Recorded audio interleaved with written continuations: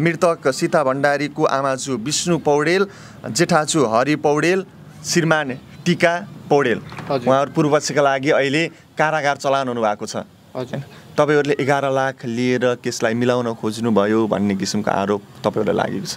उ नसक्ने गरिब कोही बच्चा हुन्छ भने त्यसको लागि पढाउनको लागि असहाय कोष राखेर बच्चाहरू दुईटा भए पनि पढाउनको लागि मेरो छोरी पो मरेर उसको नाम नमरोस् भन्नको लागि हो। मैले दिदीको मुखबाट फुत्किया चिज चाहिँ मैले कहिले पनि नाइ बनाएको थिएन। हामी बीचमा त्यस्तो सम्बन्ध थियो हैन। दिदीसँगै टीका लगाउँदै आउनु भएको अहिलेसम्म? टीका लगाउँ म दिदीले टीका लान म अरूको हातको पनि लाउँदैन। तिहारको टीका भने चाहिँ सधैँ नै खाली नै रहने भयो। म अरूले त्यस्तो दिदी बनाम बाहिर जाँदा अरूको हातबाट लगाउने भन्ने हुन्छ। मलाई चाहिँ त्यो कहिले पनि थिएन। यहाँ लेखिएको छ सहमति, आमा बुवाको सहमतिले जुनसुकै यो के हो सामाजिक सामाजिक जुनसुकै सामाजिक कल्याणकारी संस्थामा लगाइनका लागि हो। हजुर मतलब कल्याणकारी राम्रो सामाजिक कार्यको लागि तपाईहरुले त्यो पैसा लिएको? हजुर, एउटा सामाजिक कार्यमा चाहिँ लागोस् त्यसै बापत चाहिँ भोलि बिहान दुईटा बच्चा जो चाहिँ मेहनती जेनदार हुन्छन् तिनीहरु पढ्न पाए भने तिनीहरुको भविष्य राम्रो भयो। सीता भण्डारी छोरी कसको? उहाँको। सीता भण्डारीको मृत्यु भइसकेपछि पीडा कसलाई? उहाँलाई। अब यो उहाँको पीडामाथि झनै पीडा थप्ने र त्यही घाउमाथि नुनचुक छर्किने काम प्लिज हामीले भ्रामक खबरहरू सम्प्रेषण गरेर अथवा भ्रामक कुराहरू सुनेर अनावश्यक कमेन्टहरू नलेखौँ। म यही भन्न चाहन्छु। यहाँ आइसकेपछि मैले त्यो कागज हेरिसकेपछि वास्तविक कुरा यहाँ आएर थाहा पाइसकेको छु। कसैले पनि आफ्नो छोरीलाई बेच्न खोज्दैन। त के कारण तपाईहरुलाई बदनाम गर्न खोजियो? दर्शकवृन्द नमस्कार, म भोजराज थापा। दर्शकवृन्द यति बेला म बुटोलको मणिग्राम स्थित सीता भण्डारीको माइती घरमा आएको छु। अहिले सामाजिक सञ्जालमा तपाईले सुनिराख्नु भएको होला सीता भण्डारीको मृत शरीर 45औं दिनमा जलाइयो, अन्त्येष्टि गरियो भन्ने र सो अन्त्येष्टि गर्दा फेरि माइती पक्षले 11 लाख रुपैयाँ लिए भनेर जुन किसिमको आरोपहरू लगाइएको छ। खास यसको वास्तविकता के हो त यही बुझ्नका लागि यति बेला म सीता भण्डारीको माइती घरमा आएको छु। के सामाजिक सञ्जालमा आए जस्तै 11 लाख लिएर छोरीको अन्त्येष्टि गरिएको हो त या यसको वास्तविकता अर्कै छ? के का लागि माइती पक्षले 11 लाख बुझेको हो? वास्तविक कुरा के हो भनेर तपाईहरुमा आज राख्नका लागि यति बेला दर्शकवृन्द यो भिडियो लिएर म तपाईहरुमा आज उपस्थित भएको छु। भिडियोलाई पुरा हेर्नुहोला। पुरा हेरिसकेपछि तपाईको मनमा लागेका कुराहरू कमेन्ट बक्समा लेख्नुहोला। के भन्न चाहनुहुन्छ, कहाँदेखि हेर्दै हुनुहुन्छ?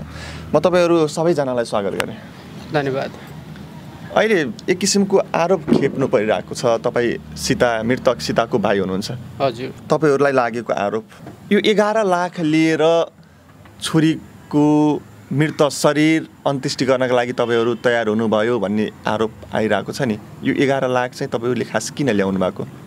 हाम्रो यो 11 लाखको कुरा आएको चाहिँ तपाईको हामीले चाहिँ अन्त्येष्टिको कुरा चाहिँ पहिले अन्त्येष्टिको कुरा चाहिँ हस्पिटलबाट चाहिँ धेरै लामो समयसम्म भइसक्यो शरीर यहाँ र यहाँ चाहिँ फ्रिजिङहरू पनि राम्रोसँग भएको छैन। यसले गर्दाखेरि चाहिँ बडी डिके पनि हुनसक्छ भन्ने कुराहरू आइरहेको हुनाले र त्यही बेलामा नै चाहिँ उता पक्षबाट चाहिँ अन्त्येष्टिको लागि चाहिँ कुरा आइसकेपछि बल्ल अन्त्येष्टिको कुरा आएको हो हैन। यो पैसामा मिलेको भन्ने कुरा जुन अहिले आइरहेको छ, केस अदालत प्रक्रियामा गइसकेपछि हामी मिलेर हुँदैन हैन, न त हामी मिल्ने नै छौँ हैन।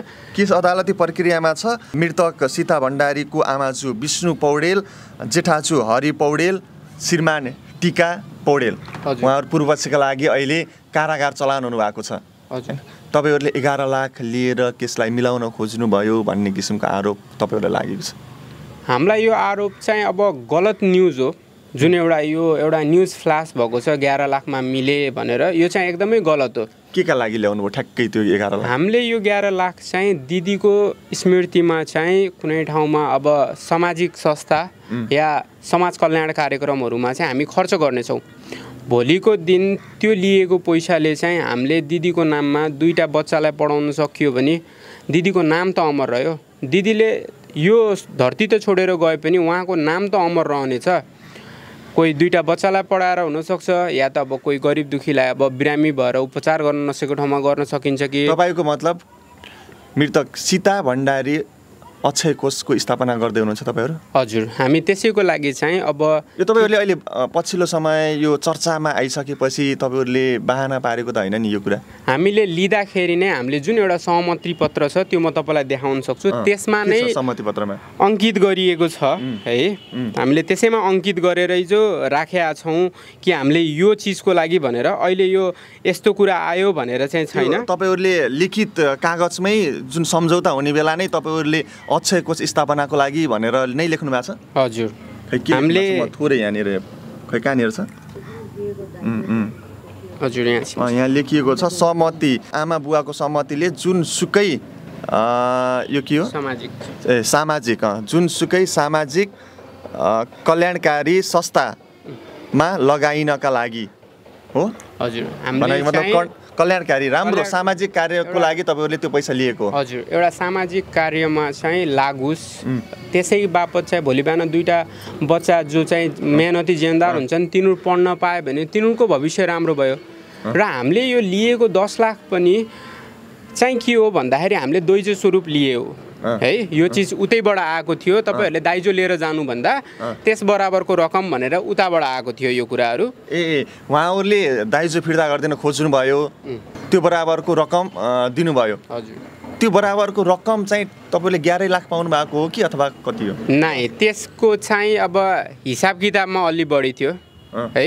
उहाँहरूले चाहिँ 10 लाख भन्नुभयो, हामी त्यही रकममा पनि ठिकै छ। हामीले यतिमै पनि केही चिज स्थापना गर्न सकियो, एउटा अक्षय कोष स्थापना गर्न सकियो भने चाहिँ भोलि बिहान चाहिँ दिदीको नाम अमर रहन्छ भन्ने कुराले गरेका थियौँ होइन। हामीलाई यति लिनै थियो र धेरै नै गर्न थियो भने त हामी जब 10 लाख त माग्थेनौँ। यत्रो दिनको आन्दोलन यो सब गरेर जब त्यो 10 लाखमा मिल्न पर्ने भए त हामीले त यत्रो गर्नै पर्थेन त। हामीलाई त मिल्नु भन्ने त अझै पनि छैन, अदालतमा केस प्रक्रियामै छ। भोलि बिहान यसको सुनवाई हुन्छ। ठुला मिडियाहरूले त लेखे नि त तपाईँहरूले 11 लाखमा छोरीको अन्त्येष्टि गर्नुभयो, 11 लाख खानुभयो भन्ने कुराहरू त लेखे नि त, हेडलाइनमै लेखे नि त। अब वास्तविक नबुझिकन जुन एउटा यो मिडियाले जुन हिसाबले प्रदर्शन गर्यो, हाम्रो इज्जतमा आलोचना आउने गरेर, यो चाहिँ एकदमै गलत हो। यदि उहाँहरूलाई लेख्नै थियो भने एकपटक हामीलाई पनि सोध्न मिल्थ्यो यस्तो हो र भनेर। भनेपछि यो तपाईँहरूले लिखित कागजमै तोकेरै भन्नुभएको छ यो सामाजिक कल्याणकारीको लागि यो पैसा खर्च गरिने लगाइने भन्ने कुरा उल्लेख गरिएको छ। भनेपछि यो लिखित कागज जुन छ यो नपढिकन नहेरिकन न्युज बनाइयो? हजुर, त्यही नै भयो। उहाँहरूले चाहिँ के भयो भने आफ्नो मिडियालाई चाहिँ चलाउनको लागि एउटा हेडलाइन बनाइदिनु भयो 10 लाखमा मिले भन्ने, जबकि उहाँहरूलाई नै थाहा छैन के कुरा हो। थाहा नभइकन, वास्तविकता थाहा नभइकन कसैको एउटा इज्जतमा आलोचना आउने हिसाबले जुन हिसाबले उहाँहरूले लेख्नुभयो, यसमा त हामीले त मानहानिको केस लगाउन सकिन्छ नि। सीता भण्डारीको न्यायका लागि सुरुको दिनदेखि झन्डै 45-46 दिनसम्म घाम पानी नबनेर सडकमा उर्लिएका ती जनताहरूलाई एकपटक यो सहमति हुने बेला तपाईँहरूले सोध्नु पर्थ्यो नि त। हामीले त्यो चिज चाहिँ कस्तो थियो भने सहमति हुनुभन्दा अगाडि यस्तै गलत अफवाह पुग्ला, मैले एउटालाई भनौँला अर्कोले अर्कोलाई भन्दाखेरि यो चिज चाहिँ गलत सन्देश पुग्ला भनेर चाहिँ हामीले के सोचेका थियौँ भने अन्तुष्टि हुँदै थियो, त्यस लगत्तै कुरा त जसरी पनि बाहिर आउन थियो। हामीले यो लुकाएर त्यो खर्च गर्न पर्ने भएको भए हामीले यत्रो दिन यो उसै गरिन्थेन, आन्दोलन किन गर्नुपर्ने थियो त? हामीलाई यदि लासै बेचेर पैसा कमाउनु थियो भने त हामीले त्यो चिज गरिन्थ्यो। हामीलाई त त्यो अझै पनि छैन। हामीले यो विषयमा चाहिँ अब एकचोटि बसेर सल्लाह गरेर जो हामीसँग सुरुदेखिबाट लाग्नु भएको छ उहाँहरूसँग सल्लाह लिएर कुन ठाउँमा गर्दा ठिक हुन्छ, के को लागि ठिक हुन्छ भनेर सल्लाह लिएर गर्ने नै थियौँ हैन। यहाँ कस्तो भयो भने अन्तुष्टि र यो समय एकैचोटि पर्दाखेरि मान्छेलाई मिल्यो भन्ने लाग्छ। हामीलाई मिल्नै थियो भने त हामी अदालतसम्म किन धाउँथ्यौँ त? हामी अदालतसम्म त धाउनु पर्ने त थिएन। हामी मिल्नै पर्ने थियो भने यति जाब सानो रकममा किन गर्थ्यौँ होला त? माग्नै पर्ने भए त अब यिनीहरूको पहिलाको बिहा टुङ्गिँदाखेरि डिभोर्स हुँदाखेरि 55 लाख जतिको चाहिँ यिनीहरूको लेनदेन थियो भने हामीले त सायद त्यहीबाट बार्गेनिङ सुरु गरिन्थ्यो होला। पहिलाकोलाई तिमीहरूले यति दिएको थियो, अहिलेकोलाई यति दियो भनेर हामीले लियौँ त के? हामीले त दिदीको घर राम्रो बसोस् भनेर जुन बिहामा दिएको थियौँ, सुत्नलाई पलङ, कपडा राख्नलाई दराज हैन, गरगहना सजिनलाई यी चिजहरू दिएको चिजहरू चाहिँ हामीले फिर्ता मागेको। यो चिज त जहाँ पनि हुन्छ हैन, दिदी नै नभएपछि हामीले त्यो ठाउँमा त अब एउटा सम्बन्ध रहने ठाउँ त छैन नि हाम्रो। सम्बन्ध नै नरहने भएपछि त्यो चिज केका लागि त्यहाँ राख्नु त? बरु त्यसैको जति हुन्छ त्यसले त हामीले एउटा समाज कल्याणकारी कार्यमा लगाइयो भने त भोलिका दिनमा पनि एउटा नाम त रहन्छ। सीता भण्डारीको स्मृतिमा यो चिज हुँदैछ भन्दाखेरि दिदीको नाम त अमर भयो। दिदीले यो धरती पो छोडा हो त। दिदीको नाम अमर राख्नका लागि अक्षय कोषको स्थापना गर्नको लागि तपाईँहरूले त्यो पैसा लिएको हो, तपाईँहरूले व्यक्तिगत खर्च गर्नका लागि लिएको होइन, यसलाई यसरी बुझौँ? हजुर, त्यसरी नै बुझ्नुहोस्। हामीले व्यक्तिगत खर्चको लागि त हामीले त्यो पैसा 1 रुपियाँ पनि लिँदैनौँ। हामीलाई अझैसम्म नपुग्ने केही पनि छैन। अब म यता आमासँग जान्छु है, आमासँग केही कुरा गर्छु। आमा, अब जुन आरोप लाग्यो तपाईँहरूलाई 11 लाख रुपैयाँले छोरीको यो जुन केसलाई मिलाउन खोजियो, 11 लाख लिइसकेपछि अन्त्येष्टि गर्न खोजियो भन्ने कुरा आयो है। तपाईँहरूले 11 लाख चाहिँ लिनुभयो, त्यो 11 लाख चाहिँ के गर्नलाई लिनुभयो त? हामीले लिएको त मेरो छोरी त मरेर गयो, अर्को एउटा छोरी मैले जीवित राखौँ भनेको लागि हो। उसले पढोस्, ऊ नसक्ने गरिब कोही बच्चा हुन्छ भने त्यसको लागि पढाउनको लागि अक्षय कोष राखेर बच्चाहरू 2टा भए पनि पढाउनको लागि, मेरो छोरी पो मरेर उसको नाम नमरोस् भन्नको लागि हो। खासमा हामीले उहाँहरूको पैसा लिएको पनि होइन। हामीले जति खर्च गरेको थियौँ 14 लाख खर्च गरेको थियौँ, उहाँहरूले होइन हामीले 14 लाख दिन्नौँ 10 लाख दिन्छ भन्नुभयो। ठिक छ, त्यही 10 लाखमा सन्तोक गरियो। 10 लाख रुपियाँ त दाइजोको भयो होइन त आमा? हजुर। अनि बाँकी 1 लाख रुपियाँ चाहिँ 1 लाख छोराले 3 दिन अगाडि पठाइदिएको पैसा, उसलाई भिनाजुलाई सापटिदिएको पैसा हो। 1 लाख रुपियाँ चाहिँ पहिले नै छोराले सापटी दिनुभएको थियो भिनाजुलाई? 3 दिन अगाडि सापटिदिएको थियो उसले। बुधबार उसले पैसा पठाइदिएको रहेछ। अब शुक्रबार शनिबार त घटना घट्यो। 1 लाख छोराले नगद दिएको पैसा सापटी 3 दिन पहिला। 10 लाख रुपियाँ उहाँहरूले हामीले पार्टी प्लेसमा खर्च भएको 14 लाख थियो, फर्निचर सुन सबै गरेर। अनि उहाँहरूले भन्नु हामीले यत्रो दिन्नौँ, खानाको पैसा तपाईँले घटाइदिनुहोस्, सुन र फर्निचरको पैसा, फर्निचर कोही पाल्पा छन् कोही कहाँ छन्, टुटफुट भयो के भयो, सुनको को लाएर गए के गरे, हामीले नगद दिन्छौँ यति 10 लाख रुपियाँ भनेर उहाँहरूले त्यो भन्ने भएर त्यसैमा हामी सन्तुष्ट भएको। त्यो पैसा हामीले चलाउने पनि होइन, किनभने एकचोटि दान दिएको पैसा हो यो हाम्रो, हामीले फेरि पनि दानै दिने हो। त पैसा एकचोटि दान दिएको पैसा हो, अहिले पनि दानै दिने हो। अब मेरो नानी बिते पनि अर्को नानी जीवित गराउने हो। मैले गरिब जेनदार विद्यार्थी कसै कोही केटाकेटी भेटाउनु भने उसलाई पढाउने, उसलाई पढाउने। उसले म कोही यस्तो नसक्ने बच्चा छ भने मैले घरमै ल्याएर पनि राख्छु, नभए पनि स्कुलमा राखिदिएर पढाउने।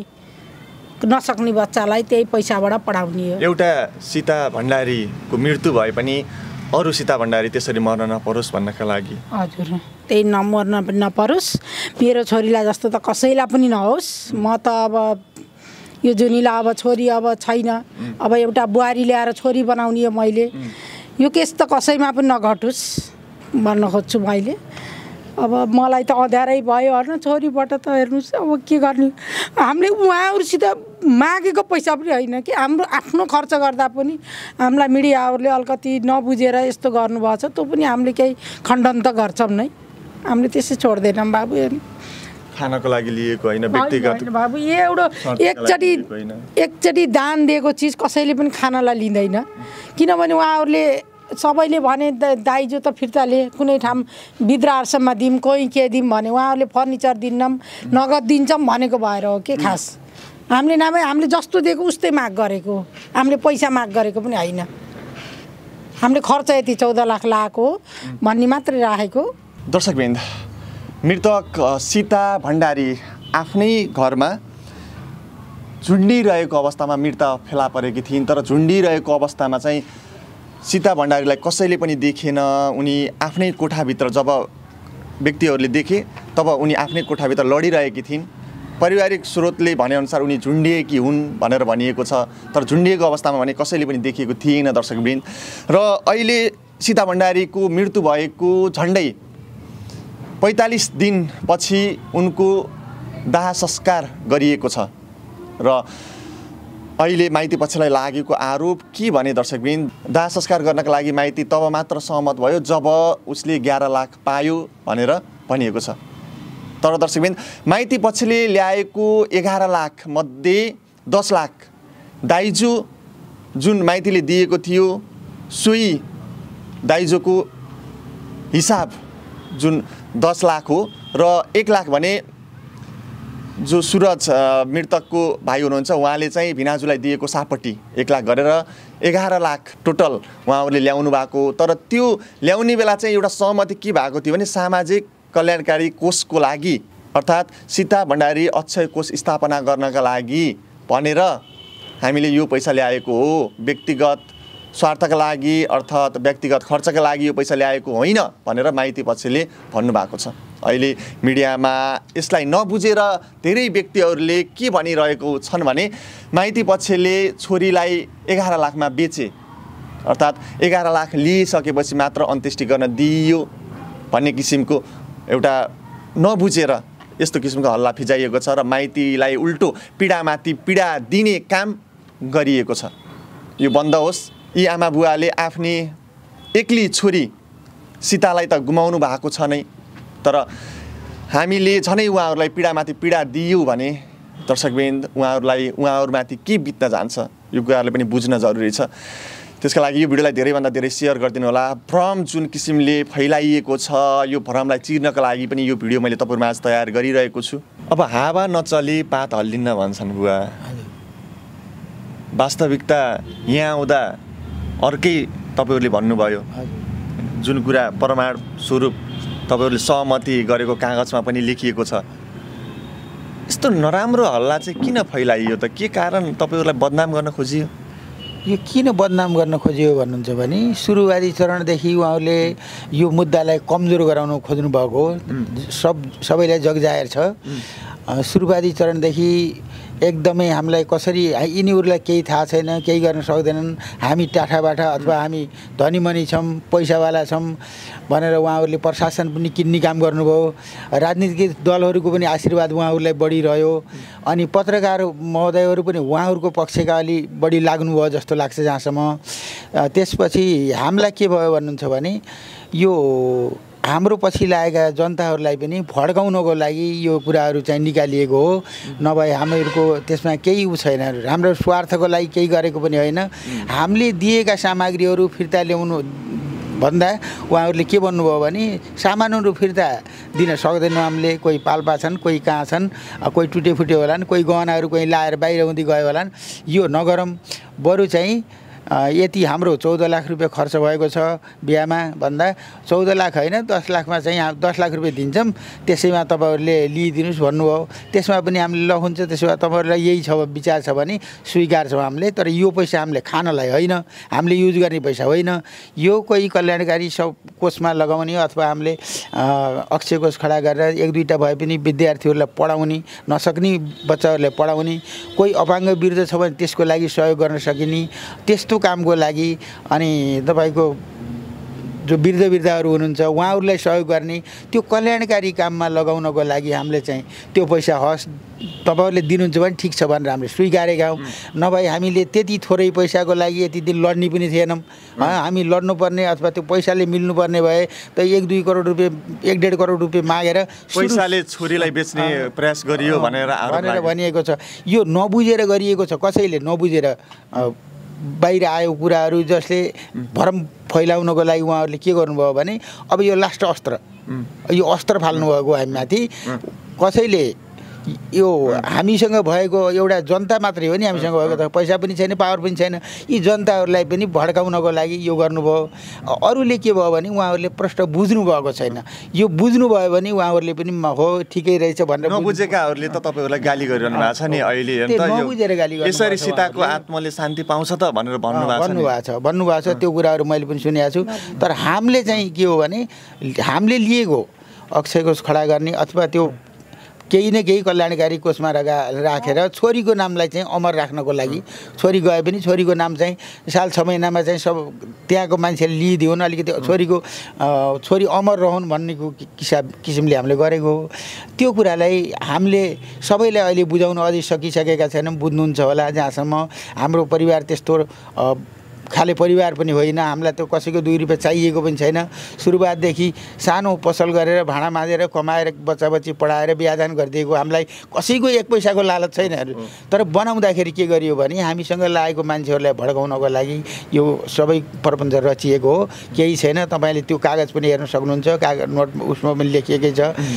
ती सबै कुराले गर्दा कता मिडियाहरूले कुरै नबुझिकन लेखिदिनु भयो। तथ्य प्रमाण के हो, कुरो के हो नबुझिकन उहाँहरूले लेख्न जो उहाँले लेख्नु थियो त हामीसँग आएर के भएको भनेर लेख्नुभयो भने हुन्थ्यो। तपाईँहरूसँग नबुझिकनै लेख्नुभयो। नबुझिकन एउटा सेतो पार्टी भन्ने एउटा तिलोतमा सिटी के कोहीले लेख्नुभएको छ अरे, त्यो चाहिँ गलत प्रचार गरिदिनु भएको। उहाँहरूलाई पनि त्यस्तो नगरिदिन आग्रह गर्छु मैले। हामीमा त्यस्तो 2 नम्बरी अथवा हामीमा त्यस्तो लोभ लालचको कुरा केही छैन। हाम्रो छोरी बितिसकेपछि हामीलाई के चाहिएको छ तिनीहरूबाट? छोरी त गइसकिन्, तिनीहरूको सम्पत्ति ल्याएर मैले के गर्न सर? केही छैन नि। मैले त के चाहेको भने छोरीको नाममा के एउटा अक्षय कोष खडा गरिदिनु पाइयो भने 1-2 जना बच्चाहरूले पढ्यो भने पनि आफ्नो मनलाई पनि सन्तुष्टि होला, नानीको आत्माले पनि शान्ति पाउला। त्यही भन्नुको लागि मात्रै यो गरेको हो, अरू केही पनि होइन। त्यो पनि उहाँहरूकै उसले चाहिँ हामीले यति दिन्छौँ भनेपछि मात्रै हो। हामीले यति ल्याऊ भनेर पनि माग गरेका छैनौँ कि 14-15 लाख रुपियाँ खर्च भएको थियो भने 10 लाख ल्याऊ भन्न पनि परेको छैन। यति दिन्छौँ भन्नुभयो, हामीले ल ठिकै छ त नि भनेर स्वीकारेको मात्रै हो। अब यही बेला चाडपर्वहरू पनि नजिकिँदैछन्। अहिले गएको दसैँ त तपाईँहरूको लागि दसैँ रहेन, दशा भयो। अब आउँदैछ भाइटिका, तपाईँको एकमात्र दिदी सीता। अब यो भाइटिकामा त धेरै मिस गर्नुहुन्छ तपाईँले। अब त्यसलाई चाहिँ अब चाँडै कुर्नुपर्छ भन्ने चाहिँ हुँदैन हैन। अब म सानैबाट मलाई चाहिँ अति नै माया गर्ने दिदीले।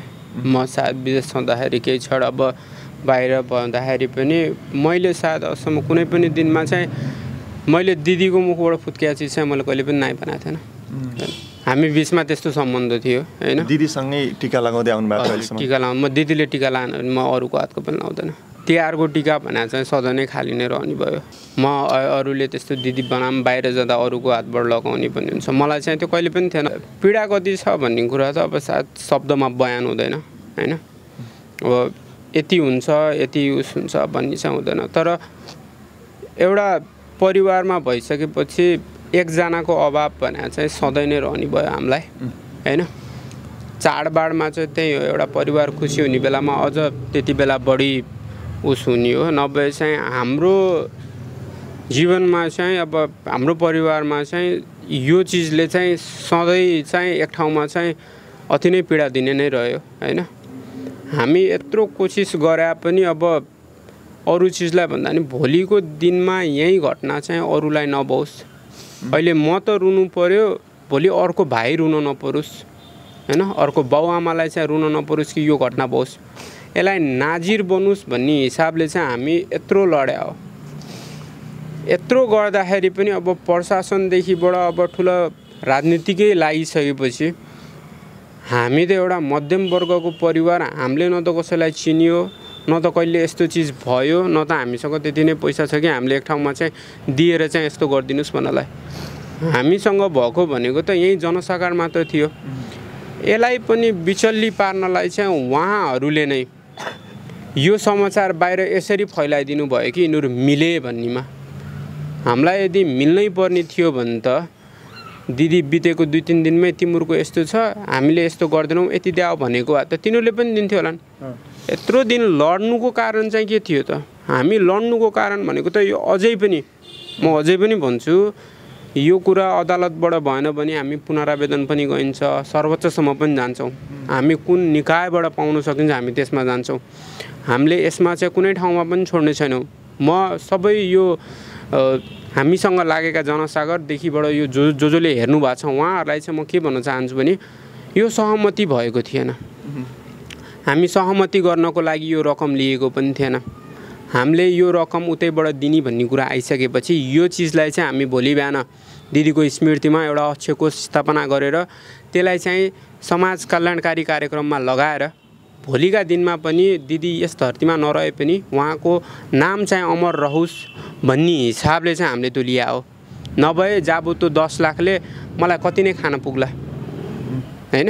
मलाई त्यो चिज गर्नु छ, मैले मेरो दिदीको लागि त्यति जाबो त्यति उसमा गरौँला, त्यति नै हो भने त म अझै 50 लाख रुपियाँ थपेर दिन्छु। मेरो दिदी फिर्ता ल्याइदिन सक्छन् तिनीहरूले, तिनीलाई करोडौँ चाहन्छन् म खोजेर पनि दिन्छु। मेरो दिदी फिर्ता ल्याउँछन् त यिनीहरूले। अहिले जसले पनि यो पढ्दै हुनुहुन्छ गलत ठाउँमा पढेर मैले कति कमेन्टहरू देखेँ, दाइजो नपुगेर यिनीहरूले अहिले फेरि त्यही दाइजोको ऋण तिर्नलाई फेरि पैसा मागे भन्छन् क्या। जब त्यति पैसाले केही चिज पुग्ला हामीलाई? यत्रो वर्षसम्म यहाँ बसेर यति चिज मेहनत गरेर यत्रो गरियो भने अब त 10 लाखले केही पुग्ने हो त मिल्न पर्ने थियो त हामीलाई। उहाँहरूले चाहिँ आशय नै बुझ्नु भएन क्या। लेख्नेले चाहिँ जे पनि लेखिदिन्छ, भोलि बिहान मिल्यो लेख्देला गरे। मुद्दा त अदालतमा छ त, यत्रो दिन अदालत बन्द छ त, अब खुल्दैछ, अब बहस हुन्छ, त्यसपछि एउटा त थुनाइमा त पर्छ त।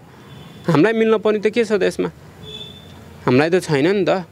यहाँ चाहिँ एउटा मिडिया चाहिँ तेस्रो आँखा भनेर जुन एउटा हिसाबमा बुझिन्छ, एउटा मिडियाबाट नै यस्तो गलत अफवाहहरू फैलाउँदै गरियो भने त पीडकहरूलाई हेर्ने चाहिँ को? हामीलाई त अहिले प्रशासनले पनि हेरेन, कसैले हेरेन भनेपछि अन्त्यमा गएर हामीसँग भएको भनेको त जनता र मिडिया न त थियो। हामीले सबै चिज त सधैँ यहाँ बोलेर मात्र त हुँदैन, यही चिज त सबैले हेर्ने हो। उहाँहरूले त बुझ्ने यसरी नै हो नि। जो एउटा फिजिकल्ली आउन नसक्ने मान्छेले त हेरेरै बुझ्ने हो।